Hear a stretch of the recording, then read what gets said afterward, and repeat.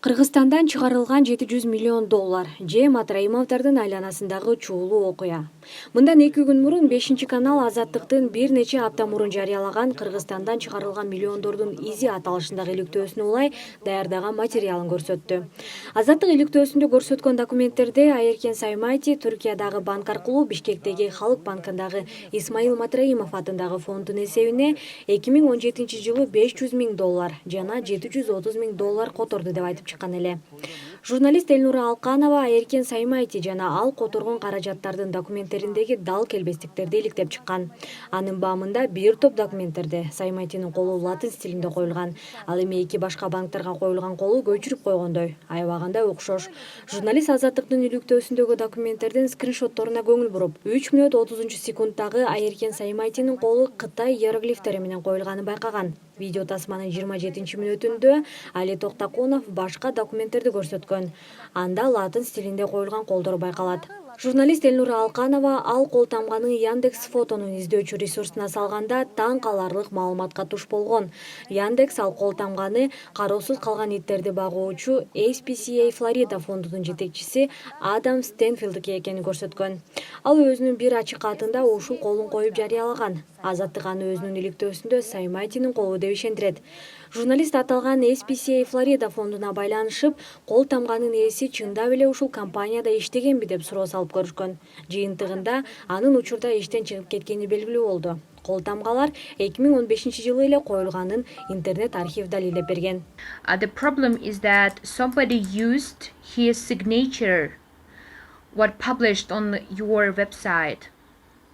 So here is a letter from Executive Director's Corner published on August 2015, and there posted the signature of Adam Stanfield, and somebody has stolen his signature. Would you mind to help me? I could give you an email to reach out to, but I would not be able to give out any phone numbers at this time. Айеркен Саймайтинин өзүнүн кол тамгасы кандай болду экен деп суроо салгандар үчүн 5-канал ал мурун ээлик кылган Абдырас жоопкерчилиги чектелген коомунун Юстиция министрлигинин архивдик документтерин карап чыгышкан.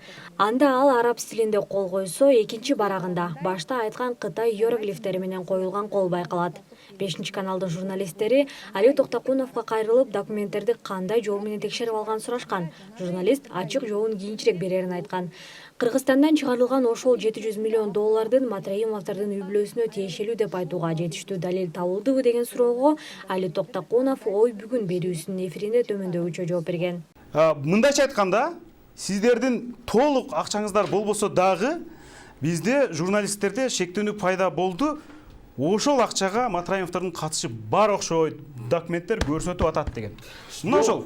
Ким 700 миллионго дагы айтам. Эми мен 700 миллион силердики деген жокмун программада. Ушуну мойнуңа аласыңбы? Эми мен 700 миллион эми карап. Мойнума алгыдай программада айтып салган жокмун. Айеркен деген акчалар деп атат. Аялынан болгону $200 миң которулганды сен ушуну 2 миллион 300 деп жазып алып атасың. Менде кагазымда бар да. Телегөрүстөн пайдаланып айтат элем да. Сизде сен жок болсо, же көрсөткүңүз келбей атса, менде бар.